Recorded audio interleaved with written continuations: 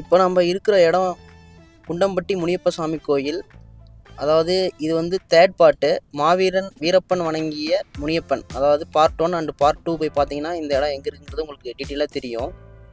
இந்த கோயிலோட ஸ்பெஷல் என்னங்கிறது நான் வந்து பார்ட் 1ல் சொல்லியிருப்பேன். அதாவது நம்ம என்ன நினச்சி வேண்டுதல் வைக்கிறோமோ அந்த வேண்டுதல் நிறைவேறினதுக்கப்புறம் அந்த வேண்டுதலுக்கான சிலையை இந்த கோயிலில் நம்ம அமைச்சு நம்ம கோழியோ இல்லை ஆடோ நம்ம என்ன வேண்டிக்கிட்டோமோ அதுக்கான பலி கொடுத்து இந்த சாமியை வழிபடலாம் அப்படின்னு நான் சொல்லியிருந்தேன். நீங்கள் இப்போ பார்த்தீங்கன்னா தெரியும், பார்ட் 2ல் நான் ஒரு 1200 சிலைக்கு மேலே இருக்குது அப்படிங்கிறத சொல்லியிருந்தேன். பார்ட் 2ல் முடிஞ்ச அளவு காமிச்சேன். இது பார்ட் 3 பதிவில் பார்த்தீங்கன்னா ஆல்மோஸ்ட் எல்லா சிலையும் நான் கவர் பண்ணிட்டேன். நீங்கள் பார்த்தீங்கன்னா தெரியும், ஒவ்வொரு சிலையும் பார்த்தீங்கன்னா ஒவ்வொரு ஊர்லேருந்து வந்து வச்சுட்டு போயிருக்காங்க. இந்த சிலைங்க இவ்வளோ இருக்குது அப்படிங்கிறத வச்சு நீங்கள் கண்டுபிடிச்சிக்கலாம் இந்த கோயில் வந்து எவ்வளோ சக்தி வாய்ந்த கோயில் அப்படின்னு சொல்லிட்டு. இங்கே பாருங்கள் வீடு, அந்த பக்கம் பாருங்கள் ஜேசிபி, டிராக்டரு, அவங்க என்ன நினைக்கிறாங்களோ அது எல்லாமே வந்து இங்கே வேண்டுதலையாக வச்சுருப்பாங்க. அந்த வச்ச வேண்டுதலை நிறைவேறினதுக்காக கொண்டு வந்து இந்த சிலையை இங்கே வந்து எல்லாம் வச்சுருக்காங்க. இந்த பிளேஸ் பார்த்திங்கன்னா ஒன் டே இந்த இடத்துல நம்ம சுற்றி பார்க்குறது, அதாவது டைம் ஸ்பெண்ட் பண்ணுறதுக்கு கரெக்டான இடங்க. அது குழந்தைங்களுக்கு இந்த இடம் ரொம்ப பிடிக்கும். நீங்கள் கண்டிப்பாக தருமபுரி பக்கம் வந்தீங்கன்னா நீங்கள் ஒன் டே ப்ரோக்ராம் இங்கே நீங்கள் வச்சுக்கோங்க, கரெக்டாக இருக்கும்.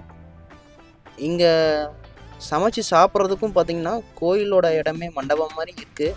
அது மட்டும் இல்லாமல் இந்த ஃபாரஸ்ட் பக்கத்துலேயே பார்த்திங்கன்னா கோயிலை ஒட்டி இருக்கிற இடம்லாம் அடுப்பு இதெல்லாமே வச்சுருக்காங்க. நீங்கள் இந்த இடத்த வந்து கண்டிப்பாக வந்தீங்கன்னா சமைக்கிற மாதிரி பிளான் பண்ணி வந்தீங்கன்னா இந்த இடம் உங்களுக்கு கரெக்டாக இருக்கும், ஷூட் ஆகும். நீங்கள் ஒன் டே ப்ரோக்ராம் பண்ணிக்கலாம், கரெக்டாக இருக்கும் இந்த இடம். நீங்கள் குளிக்கிறது, இந்த சாமி கும்பிட்டு அதுக்கப்புறம் வந்து பார்த்திங்கன்னா சமைச்சு சாப்பிட்றது, இது எல்லா ஆக்டிவிட்டீஸும் இந்த இடத்துலையே அதுக்கான ஸ்பெசிலிட்டிஸ் எல்லாமே இருக்குது. சமைக்கிற பாத்திரம் வேணும்னாலும் இந்த கோயிலே இருக்குது. நீங்கள் கேட்டிங்கன்னா கொடுப்பாங்க. நீங்கள் சமைச்சிட்டு திரும்ப அதை வாஷ் பண்ணி அவங்ககிட்ட கொடுத்துடலாம். பாருங்கள் சிலை இதோட 6வது லைனுங்க. அப்போ பார்த்துக்கோங்க எவ்வளோ சிலை இந்த கோயிலை சுற்றி இருக்குது அப்படிங்கிறது. நீங்கள் சும்மா ஒரு அப்ராக்சிமேட்டாக நீங்களே ஒரு யூகிச்சுக்கோங்க. நான் இப்போது 6வது லைனில் நடந்து போயிட்டுருக்கேன். 6வது லைனில் இருக்கப்பே இவ்வளோ சிலை இருக்குது. இதோட இந்த பார்ட்டோட இந்த கோயிலை பற்றின வீடியோ முடியுதுங்க. நாங்கள் ஒரு 10 பேர் இந்த கோயிலுக்கு போயிருந்தோம். உண்மையாலுமே சொல்கிறேன், செம்ம என்ஜாய் பண்ணோம். அங்கே பாருங்கள், அங்கே சமைச்சு சாப்பிட்டுட்டு இருக்காங்க பாருங்கள். அந்த மாதிரி பார்த்திங்கன்னா நீங்கள் இங்கே சமைக்கிறதுக்கான ப்ரொவிஷன்ஸ் எல்லாமே இருக்குது. பக்கத்துலேயே மீனும் கிடைக்கிது. அங்கேருந்து பிடிச்சி தர ஃப்ரெஷ்ஷான மீன்ஸ் இங்கே இருக்குது. நீங்கள் கண்டிப்பாக போனீங்கன்னா அதை வாங்கி ட்ரை பண்ணுங்கள். இந்த மாதிரி வியூவும் இருக்குது. நீங்கள் நின்று ஃபோட்டோஸ் எடுக்கிறது, இந்த மாதிரி எல்லா ஆக்டிவிட்டியும் இங்கே பண்ணிக்கலாம். முக்கியமாக இந்த கோயிலில் செவ்வாய்க்கிழமையும் ஞாயிற்றுக்கிழமையும் அருள்வாக்கு சொல்கிறாங்க. நீங்கள் அதுக்கேற்ற மாதிரி பிளான் பண்ணி போங்க. உண்மையாலுமே ஒரு நல்ல ஃபீல் இருக்கும்.